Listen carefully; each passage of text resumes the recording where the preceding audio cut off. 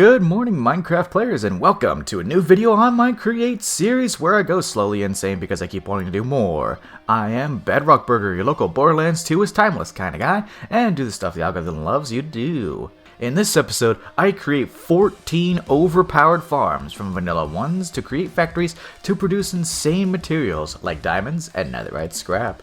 If you're watching this video now, I'm also running a subathon of sorts for this channel. It was going to be just March and I was going to actually release this video in March, but well, it is currently April, so I'm going to extend that. Every subscriber in April contributes to this ever-expanding city build. If you subscribe, I make a building for each subscriber, like the number right next to me. If I hit 50 subscribers, I double the number when April ends. So if I get 75 total subscribers, which would be 99 total, I would make 150 unique buildings. If you leave a comment, I will dedicate a building to you, building in a style that you request and even putting your name on it, on a fancy sign. Subscribe! 14 farms, 1 burger. With this episode, a few new mods were added, including Create Copper and Zinc Renewables and Create Ultimate Factory. Create add-ons are fun. They can be a little silly with what they can make, like diamonds, but done in a fair, sort of fair, Create way.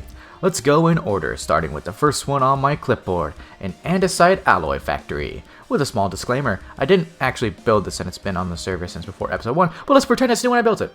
Andesite alloy is essential to just about everything in Create, from making shafts to gearboxes to cogwheels to drills to presses and mixers and more, so automation is pretty important. The main ingredients for the alloy is andesite and iron nuggets in a mixer. Andesite is easily automatable with lava, gravel, and flint in a press. With the knowledge of this, automation is easy. Cauldrons with dripstone for lava, gravel is actually everywhere, and flint can be gained through iron automation passively. This farm makes quite a lot of andesite alloy and was a key part in making all the factories that I do in this video. Farm number 1, complete. For the second farm, I wanted a replacement lighting source for shroom lights, as they're really annoying to get without making an annoying farm or spending 5 hours in the nether, so I decided to go with frog lights. The farm for them was actually pretty simple, and I used this design by Shulkercraft to get a really efficient one, link in description below. I grabbed a bunch of frogs, 2 of each type, named them based on characters from Dungeons & Dragons campaigns I've been in, named the Iron Golems Jerry and Mander, and locked them in a prison on the nether roof where they'll be doomed to eat tiny magma cubes for eternity and give me lights. Minecraft is weird. The farm was easy to make, the hard part was just getting the frogs to grow in the right biomes. Any day now. With the farm complete and producing quite a lot of lights after a long AFK session, we move to the next one. One of the first Create farms on the server was an iron farm created even before the andesite one, and it was very slow but steady, not making a crazy amount, so I decided to entirely redo it. It's really simple to automate iron actually, you just need to drill with the cobblestone generator, then crush the cobblestone into gravel. You then wash the gravel with encased fans and water to have a chance to create both flint and iron nuggets. Store the flint in an iron vault with a threshold detectors to activate a chute into lava when full, then press the nuggets into ingots, then into blocks. Voila! Iron is automated. This farm produces an iron block every 3 minutes or so. Very fast, but almost unnecessary. But that's okay, we here at Bedrock Burger like fast to the point of ridiculousness. The 3 farms I've showcased so far in this video are actually not at the factory district, so it's time to fix that. The rest of this episode is just factory district expansions, over doubling its size and setting up for the next Create episode. That episode is where we do trains. It'll be fun. For this first factory, I made a lava generator using cauldrons and dripstone. It sucked, so I took it down and rebuilt it later. I still built the whole building though, intending on housing a few different farms there and having this lava be the main source of lava for the whole district. There are a few farms soon that will use lava, and I needed to ensure that I had a ready supply of it going forward. This next factory slash farm is a very much needed one, as I was increasingly tired of going far out in decimated dripstone caverns. It took up a lot of time, was dangerous, and I used all the dripstone immediately. With the Create Ultimate Factory mod, dripstone is automatable. You need calcite, which is also automatable. Calcite is made using gravel and bone meal in a press. So, new issue, bone meal. Fortunately, easy solution. In the Create mod, by default you cannot use minecart contraptions to move spawners, but you can go into the configuration options to change that, as well as increasing schematic cannon speed. I wish I knew that earlier. I went around much of the overworld locating a number of skeleton spawners, using cart contraptions to pick them up and store them in my inventory. I wanted to have the spawners close so when I use waste stones to teleport back to home, and have the dripstone factory underneath for easy AFKing. Since I didn't care for EXP from this, as I already have an EXP factory, I used the lava to kill skeletons and filter their drops, dumping bows and arrows, keeping the bones. Using crushers, the bones would be crushed into bone meal, voiding white dye created. And by voiding, I mean dumping into lava. I used a single drill with a cobblestone generator and a belt with crushers to make the gravel easier, funneling bone meal and the gravel into a basin to press them into calcite. The calcite was then mixed with water to make the dripstone, and finally the dripstone went into a chest in a very convenient location. On the top of the dripstone factory, I made a place for a waste stone and a map of the current whole city. I'll update it soon, don't worry, I kind of forgot to do that. Dripstone completed, and time to move on to the next one, limestone.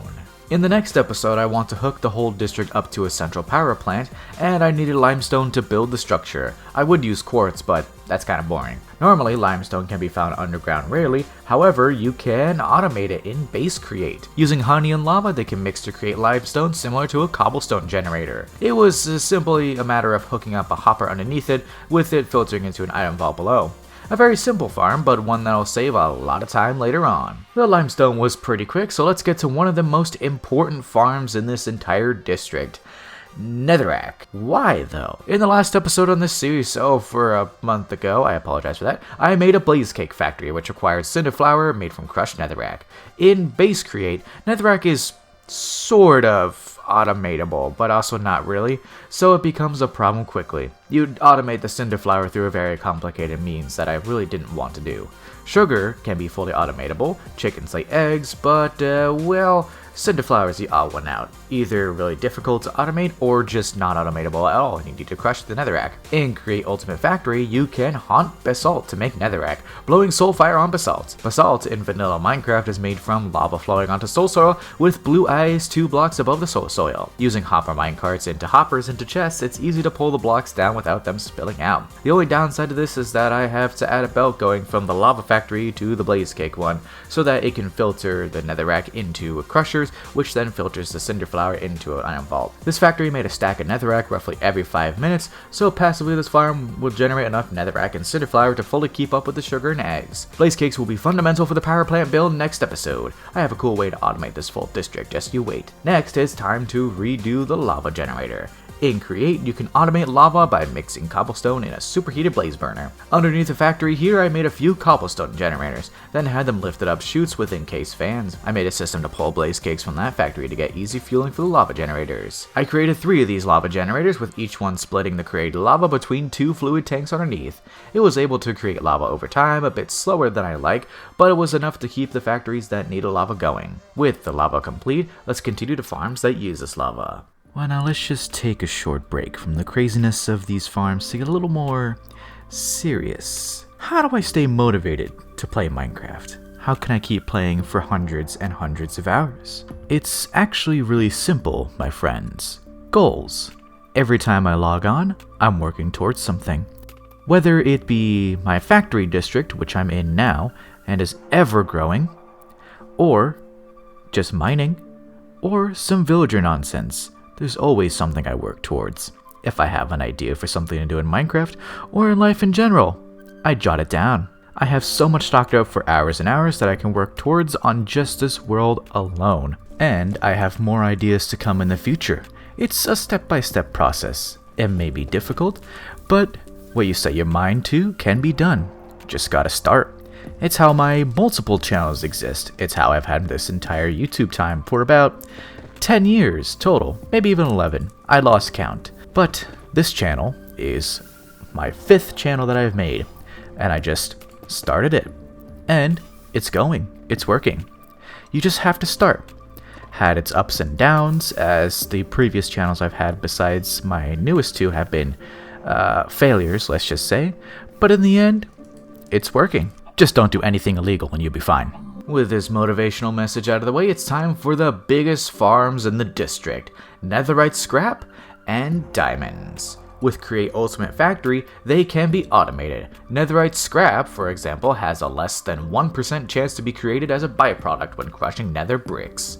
The farm comes into picture with just this information alone. Basalt generator to haunt into netherrack, just like the other one we have, smelt the netherrack into nether brick, then use a press to make the full brick blocks. Simply send them into a crusher and void the excess bricks, and filter the scrap into a chest using a brass tunnel. Love these brass tunnels. Now let's do a quick showcase of this whole thing before moving to diamonds.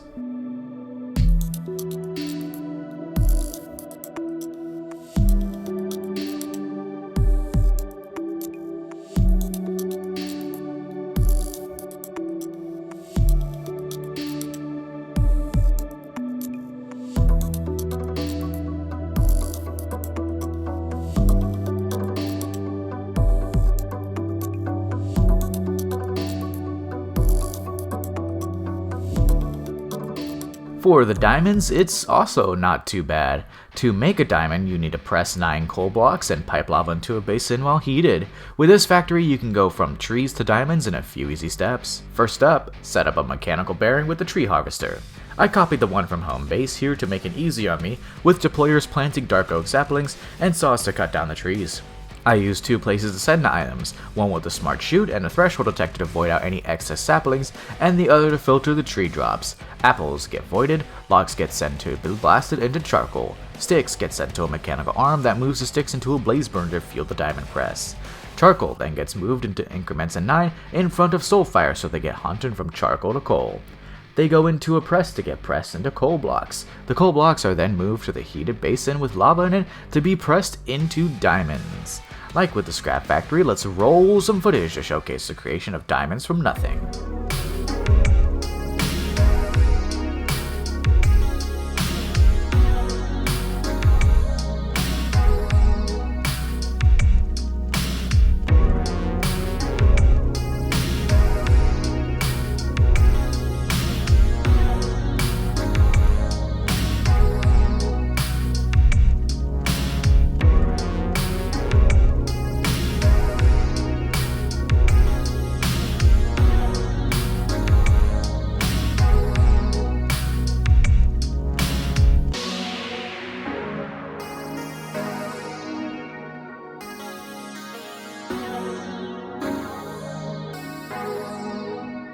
With all these farms I'm making in the district, I make sure they all use redstone links to ensure I can turn them on and off whenever I want. Helps with lag. 2 levers in this factory, 1 in the blaze cake factory, 3 in the lava generator, and many more across the district, so that way I can just turn them on and off at a leisure. Up next, a simple vanilla farm for wool. Wool is a very nice building block for buildings as well as being a material for some create things. The vanilla method is simple. Get a sheep on grass in a 1x2 space with a dispenser pointed at it, put an observer underneath, name the pink one Lagundo, and a single redstone dust behind the dispenser. Fill the dispenser with shears and have a hopper collection system underneath. With a light level of 7 or above, the grass will continue to grow for the sheep to eat. It fills up really quick, taking about 10 hours to fill a double chest.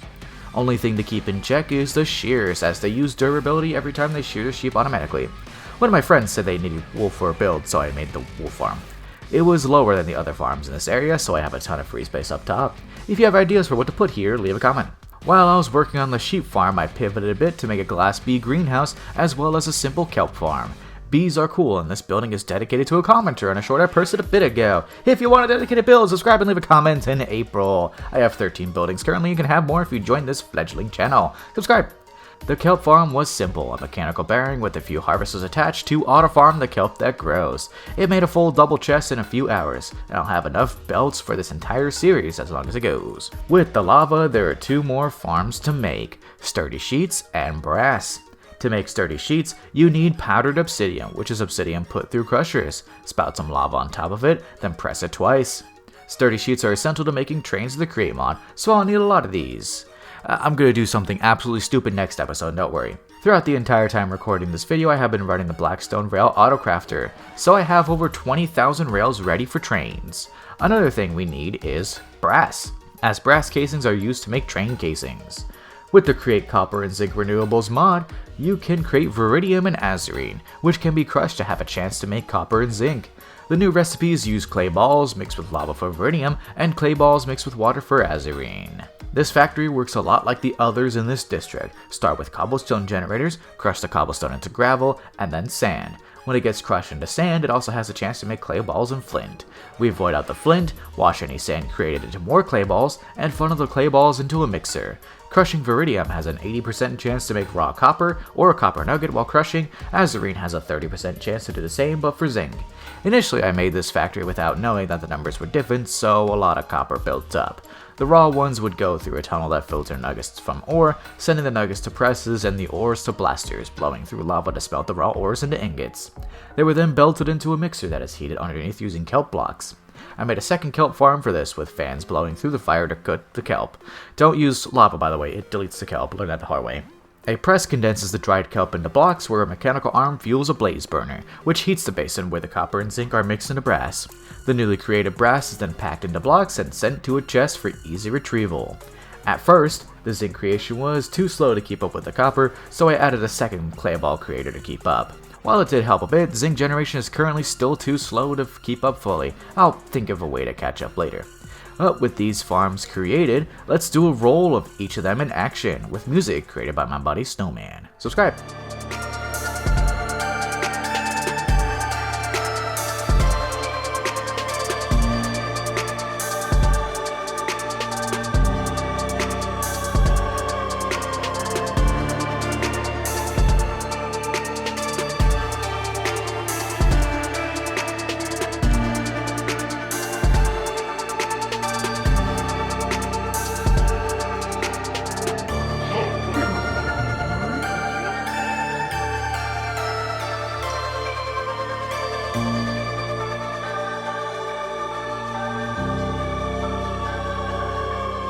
Thank you all for watching. This video took quite some time to make, so a rating is appreciated. In the next episode, we get to trains, expanding the factory district with a train station and connecting it to my home base and even to a mega build on the server that I haven't quite found a good place to showcase in a video. Stay tuned for that, and I hope it doesn't take 2 minutes to make like this video. Bedrock Burger, out.